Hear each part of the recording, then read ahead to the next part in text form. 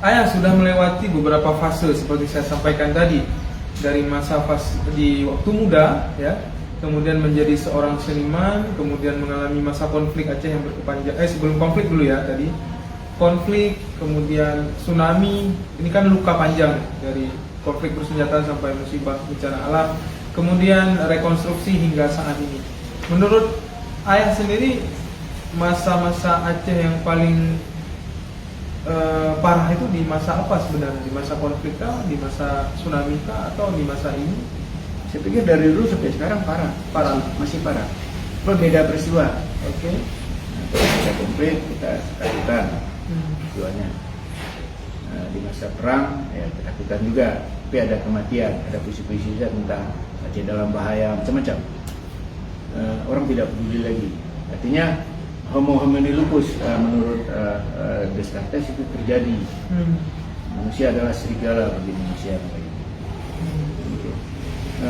Di masa tsunami ya sama saja, banyak orang mati. Nah, di masa sekarang lebih parah lagi.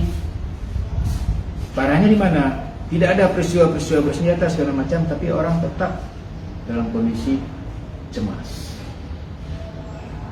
Semakin parah ketidakpedulian kita itu. Agak lebih lumayan di masa konflik, kita masih bisa saling bertegur sapa dengan ikhlas. Waktu itu uang paling tinggi 5.000 pasti. Baru kemudian 5.000 itu seperti uang berapa sekarang ya kalau dibandingkan? Bukan nilai, uang baru tertinggi waktu itu 5.000. Oh, 5.000 angka ininya. Habis itu muncul uang 10.000 yang tertinggi, muncul uang 20.000 yang tertinggi. Terakhir tahun 95 muncul uang 50.000. Nah, baru kemudian setelah pasca tsunami muncul uang 100. Lebih enak kita hidup secara hubungan kemanusiaan di masa uang masih 5.000. Kenapa? Ya, tidak tahu saya. Di masa rejim otoriter, kita rasa kebersamaan itu saling tolong menolong. Lebih enak di masa uang tertinggi 5.000. Ya, hubungan kemanusiaan. Tapi ketika pasca tsunami justru lebih parah. Saya banyak juga teman-teman saya orang hebat yang dulu juga sama-sama susah. Saya juga salah satu orang yang dicari oleh SGI dulu. Kalau dapat saya sudah mati. Satuan Gabungan Intelijen dari RI. Saya salah satu yang dicari. Nggak ketemu aja. Dulu di Pelor pernah jumpa orang tuh naik hartok dulu. Ketemu Budaya cari namanya. Teguh Kamal pernah bilang, kan Teguh Kamal di PARI. Ada nama saya, mereka bilang ini bukan. Kalau dia mau buat puisi protes, ya memang itu gayanya. Saya juga orang yang dicari. Saya dulu gabung sama kawan-kawan di NGO. Saya ikut sama Boboto, sama Juanda, sama yang lain-lain. Ikut. Kalau saya masih kecil. Kosta Muhammadius. Hendra Budian masih umur 20-an. Rasa kebersamaan itu muncul. Tapi setelah pasca tsunami, saya sedih ketika saya datang, tidak diterima. Dan saya merasa, apa kena saya meminta-minta? Ini pengalaman empirik yang saya alami. Orang seperti saya aja seperti ini, bagaimana orang-orang yang lain? Makanya bagi saya nggak heran kalau orang miskin itu nggak dapat bantuan. Boleh kita lihat fakta yang sebenarnya kok. Aceh Utara itu. Berapa banyak orang tinggal di Bubuk, di Aceh Timur, berapa banyak? Kenapa ini nggak bisa bangun? Sejak damai, dana bagi hasil itu, ini tahun ini, saya jadi teringat itu. Tahun ini Aceh, Provinsi Aceh mengelola 17 triliun, 23 kabupaten kota, katakanlah 1 triliun satu orang, satu kabupaten kota. Ada 23 tambah 70, 40 triliun. Masa nggak selesai kemiskinan yang hanya cuma 800 ribu jiwa. Bukan kakak ya. Kalau dikatakan cuma 300 ribu kakak. Masa nggak bisa selesai? Masa pembangunan hanya untuk bangun fisik ini, contohnya gedung ini. Setelah dibangun untuk apa? Dibangun jalan bagus. Keramaian untuk kepentingan rakyat yang mana? Saya protes kemarin sama kawan. Nggak mungkin saya jalan di dalam gedung istana sementara saya perlu lapar. Habis itu jalan itu bukan istana itu bukan milik saya. Ini nggak benar ini. Itu yang saya mau juga. Hati-hati, masa susah sekali sih. Dulu waktu pasca tsunami, saya ikut dalam acara Kepori Forum Pak Umam. Saya pernah ngomong dulu di acaranya bertemu Ibu Sri Mulyani, waktu itu Menteri Bappenas. Saya bilang begini, saya usul begini Bu, menurut saya Aceh itu 4 hal yang harus dibangun. Rumah, pekerjaan penghasilan, biaya hidup, dan simpanan. Kalau di kampung dulu namanya ada harta warisan. Orang-orang yang seperti ini, yang 4-4 ini tidak ada, katakanlah, termasuk sama korban tsunami, saya bilang, katakanlah dari jumlah penduduk Aceh 5 juta, yang tinggal sekitar 4 juta, katakanlah 1 juta, karena 1 orang, 1 kakak itu 4 orang. Nggak sampai 1 juta, paling 300.000 kakak. 300.000, ini 4 hal ini dikasih 50 juta, bikin rumah 50 juta, usaha 50 juta. Sementara usahanya berhasil, ada biaya hidup. Kenapa dikasih biaya hidup? Supaya usahanya tidak diganggu.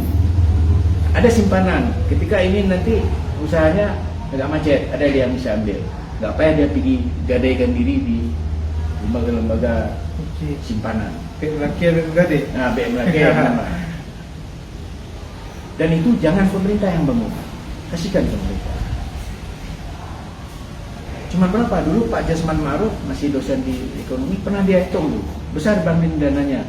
Ya bagi kita Pak, bagi negara itu kecil. Berapa ribu triliun dana untuk pembangunan air recovery Aceh waktu itu. Kalau itu dijalankan, nggak sampai 200 triliun kok. Tapi persoalan selesai untuk sementara. Soal dia nanti mau berbuat curang, itu soal perilaku. Jangan kaitkan keadilan ini tidak jalan hanya gara-gara perilaku orang. Bedakan dong. Kita kan selalu gitu. Adit saja itu perilakunya nggak bagus, sehingga saya nggak bisa kasih hak dia. Itu salah. Negara nggak boleh begitu. Nah, kemarin ditanya, sebenarnya soal kemiskinan ini apa yang harus dituntut? Saya begini, saya bilang, dana bagi hasil ini bukan milik pembangunan, ini bukan milik penguasa, tetapi ini milik semua orang Aceh. Yang nggak dapat ini menuntut haknya mana? Oh, ada diberikan melalui membangun dam segala macam, itu bukan hak mereka. Apa yang dia minta? Kalau memang 17 triliun 1 tahun dana bagi hasil, ada hak saya, ada hak bagi itu. Berapa dapat 5.000 seorang, kasih 5.000, sisanya bikin pembangunan. Itu sebenarnya yang dituntut. Ini yang juga yang digugat. Nah, ini yang digugah. Nah, jangan kemarin saya baca berita, ketika udah muncul Aceh prestasi miskin nomor 1, baru dialokasikan anggaran sekian triliun. Kemarin kemana? Harusnya kita tanya, 9 triliun itu untuk bangun apa? Ini contohnya gedung kebudayaan ini. Bangun bisa besar, acara nggak ada. Bayaran seniman hanya 5.000 perak. Nah, termasuk karena saya seniman juga saya mau sampaikan di sini. Dulu saya yang usulkan dinas kebudayaan itu kepada gubernur. Tujuannya untuk menyelesaikan Berbagai masalah kesenian. Ternyata sudah 13 tahun tidak terjadi. Saya mengusulkan kalau Pak Gubernur dengar hari ini, DPRK dengar hari ini, bubarkan aja dinas kebudayaan. Kalau memang anggarannya disediakan seperti yang selama ini terjadi, serahkan kepada AIU. Bikin sebuah lembaga yang memang menurut aturan. Jangan dikelola oleh pemerintah. Karena ini, coba audit. Yang ganti-ganti mobil siapa? Yang dapat uang tunjangan segala macam siapa? Senimannya yang mau dibangun bagaimana? Ini baru di dunia kesenian, belum lagi di dunia pertanian, perikanan segala macam. Tetap miskin kan? Oke, Ayadin melihat sebenarnya persoalan yang sudah disampaikan tadi itu apa sebenarnya penyebab kondisi kita masih seperti ini? Kalau menurut saya nih, mohon maaf, pertama keserakahan, kedua pendendam. Nah, kalau orang serakah dan pendendam, dia nggak bisa menegakkan keadilan. Keadilan itu amanah loh artinya. saya harus adil. Saya sudah diamanahkan sama Tuhan untuk adil di luar lingkup saya. Nah, ketika saya jadi penguasa tertinggi, nah kalau saya serahkan dan saya pendendam, saya nggak bisa adil seperti yang saya katakan tadi. Misalnya saya presiden nih, karena saya tersinggung sama Subur Dhani, padahal saya wajib membangun Subur sebagai rakyat saya nggak kasih. Itu nggak adil. Nah, untuk menegakkan keadilan, perbaiki dulu etika di dalam diri kita. Persoalan Aceh, kemarin saya ngomong sama Hendra Budiat, persoalan Aceh bukan soal kemiskinan, tapi soal perilaku. Perilaku pejabat masyarakat Semua orang Aceh, ketika dia berkuasa nampak perilaku itu. Ketika dia tidak berkuasa dalam bentuk-bentuk yang lain. Coba kita lihat sekarang, saling tikam menikam, saling sikut menyikut, jatuh menjatuhkan.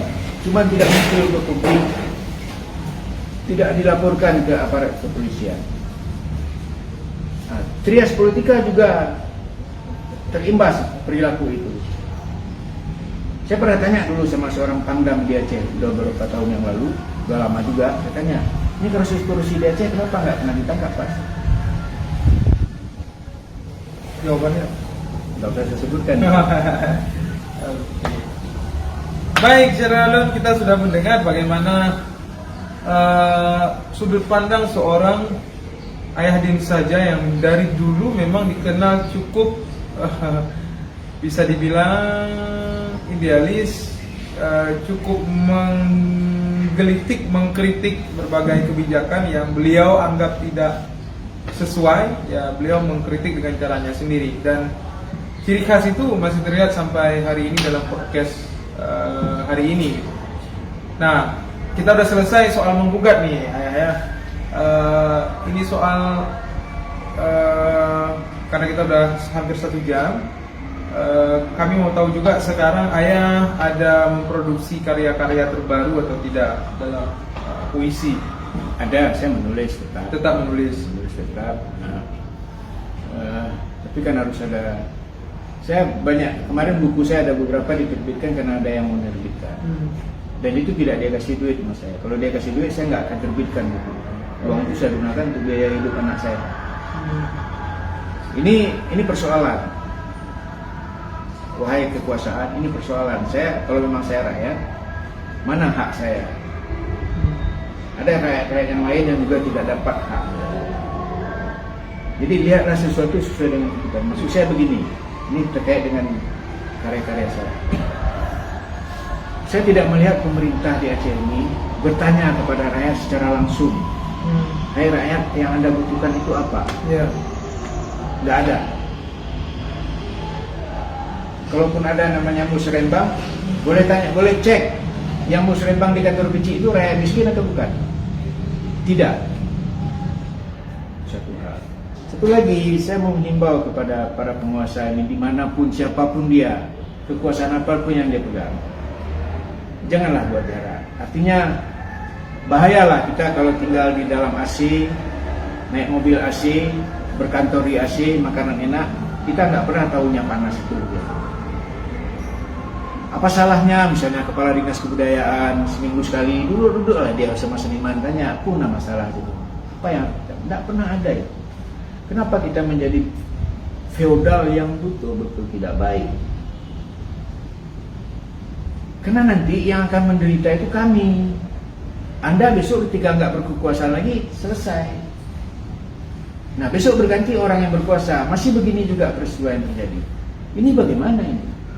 Jadi khusus untuk kesenian, kalau dapat, kalau memang bisa diserahkan kepada stakeholdernya istilah sekarang, dengan aturan yang berlaku, serahkan. Kalau enggak, hapus dana anggaran kesenian yang ada di seluruh pemerintahan yang ada di Aceh. Kenapa? Kami nggak mendapat manfaat apa. Dulu waktu Reza menjadi kepala dinas pariwisata Banda Aceh, pernah saya ajak diskusi. Saya bilang, Dinda, di luar tuh banyak mobil ya, ya, kenapa bang? Itu milik siapa? Milik karyawan. Dari mana itu bang? Oh beli gitu. Kenapa dia mau beli sama? Karena dia bekerja di sini kan. Saya tidak tuduh dia korupsi. Saya datang kemari hanya untuk minta uang 200.000 di rumah nggak ada beras. Karena Dinda tidak menganggap saya gembel, tapi yang lain-lain menganggap saya gembel. Padahal kantor ini kena ada kami kan, dibentuklah kantor ini. Temenung besok. Saya minta kepada para pejabat hari ini, tolonglah banyak-banyak. Oke, terima kasih ya Adin yang sudah memberikan waktu dalam edisi podcast bersama Serambi hari ini. Tentu banyak hal sudut pandang yang sudah disampaikan oleh Ayah Adin. Lagi-lagi ini adalah sudut pandang beliau ya, sudut pandang beliau orang yang sudah melewati beberapa fase dan melihat, merekam berbagai peristiwa yang terjadi di Aceh hingga saat ini. Baik Ayah, tentu doa kami semua kita sehat-sehat semua Ayah. Begitu juga Ayah tetap produktif di usia 62 tahun, beliau masih tetap menulis. Tentu semangat ini yang harus kita ambil, jangan pernah pudar di kita anak muda. Ini justru kadang-kadang kami Ayah nih agak sedikit minder nih. Ayah yang umur sudah 62 tahun masih berkesenian, masih sanggup memberi sudut pandang kritis terhadap berbagai kebijakan. Kami berharap ya Pesan untuk yang muda, bukan pesan, mengingatkan atau memberitahu. Jadilah seniman itu bukan tukang hibur, tapi jadilah seniman itu sebagai sebuah ibadah. Oke. Baik Syaralun, karena sudah 1 jam, sekali lagi terima kasih untuk Ayah Din, Ayah Din saja yang telah hadir dalam podcast ini. Insya Allah kita akan jumpa lagi, dan semoga kita akan tetap melihat terus karya-karya Ayah, melihat beliau tampil di panggung ke panggung. Terima kasih sekali lagi Ayah atas waktunya. Terima kasih pendengar, pemirsa serambi.com di kanal Facebook. Saya Subur Dhani, jurnalis Serambi Indonesia, undur diri dari podcast hari ini. Assalamualaikum warahmatullahi wabarakatuh.